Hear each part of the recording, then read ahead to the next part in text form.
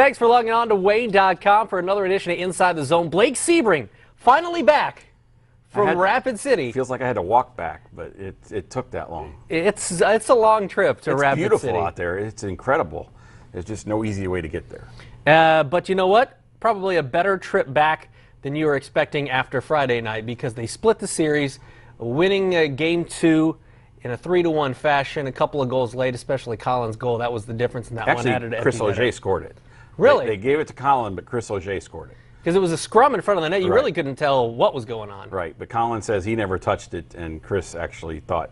Chris said he could track the puck the whole way, and he saw it go in. So Game 1, the series gets off to a start that the Comets weren't too proud of. They weren't happy with it because it was a wild third period. It all came down to that. They get the lead back, then they give it up. I know Al probably wasn't happy with things that went on. The thing was, though, I think they actually were kind of in a way, because the game plan was working. The game plan proved to be very, very effective. And it kind of gave them confidence going into Game 2 that, okay, if we just stick to what we're supposed to, we're going to be fine. And that's what happened.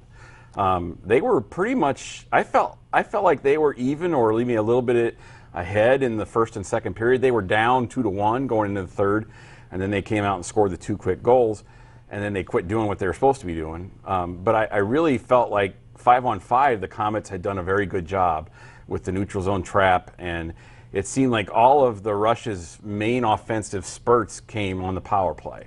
And if they just could have been a little bit more disciplined, they would have been okay. Yeah, 2 power play goals. It probably didn't help that they had, without Henley, they were when you got 5 defensemen. Yeah, you got 5 defensemen, and you're asking them to kill 8 penalties in that kind of a situation where it's much more physical, much more taxing. You know, that's crazy. And they really did a good job of cutting down on that on Saturday then. Yeah, they give up 2 power play goals, but as you mentioned, really down with in terms of defensemen and their numbers. But now as we look forward, the series shifts back to Fort Wayne. Fort Wayne has been great at home in the playoffs, and it starts with Nick Boucher. 15 straight wins at home in the playoffs, and Wednesday night is when it all begins with Game 3. Yeah, and Nick was very, very calm, very confident. I think he gave his teammates a lot of confidence in Game 2. You know, he knew that they were shorthanded, and whenever he had a chance, he'd cover up for a face-off, stop the clock, give the guys a fresh line change. He really was effective doing that. The only goal he gave up was nothing anybody could have done. It was a breakaway off a really bad line change. Comets have had a couple of really bad line changes in the series so far that have cost them desperately, either with a penalty or a goal against, and they got to be careful with that. But a couple times they didn't get the puck into the other zone. It was still in the neutral zone. They tried to make a line change and they got busted. But Nick was very solid, very relaxed, very comfortable. The Comets did a great job of keeping the Rush outside for the most part, so Nick could see everything. A couple times where they did get inside, he just did a great job, you know, throwing the leg out or pushing the puck to the corner, that type of thing. Bush obviously good at home in the playoffs, but now they had Henley back after 2 games. He was suspended for that kneeing incident. So what does it mean to have Henley back, not only to increase the numbers, but he's the best defenseman in the league plus-minus wise this season? Well, the Comets are significantly faster than the Rush, and the Rush are significantly bigger and play bigger than the Comets. I mean, they do a lot more hitting. They're much more aggressive with their hitting. They'll hit you anywhere, and that's part of the game, you know. So the Comets, but if they miss on a hit, then the Comets are gone. I mean, because the speed level is such a significant factor, especially on the Rush against the Rush defense. This Rush defense is significantly slower than the Comets forwards. So Henley coming back really will help out.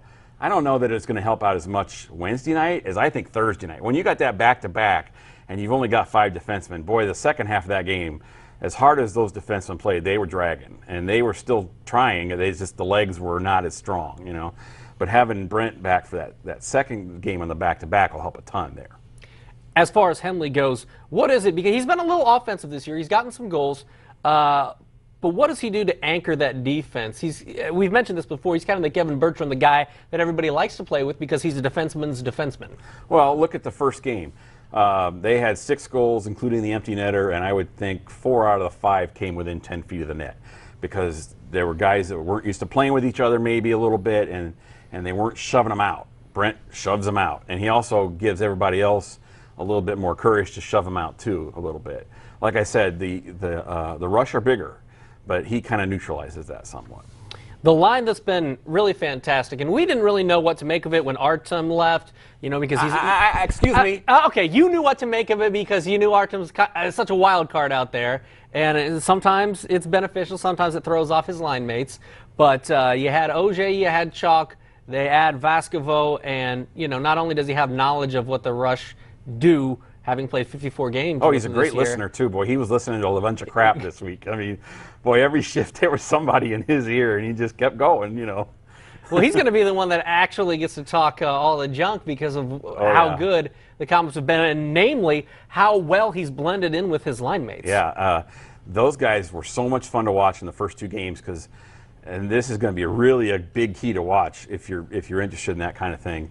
The Comets were cycling so well with that line, and they got 2 more feet to do it behind the nets in Fort Wayne. I mean, they were just like running a ring around the rosy around the goal there in Rapid City. With 2 extra feet, it could be even better in Fort Wayne because, again, the speed factor for the forwards versus the Rapid City defense, it was really something to see, and it should be even more pronounced in Fort Wayne.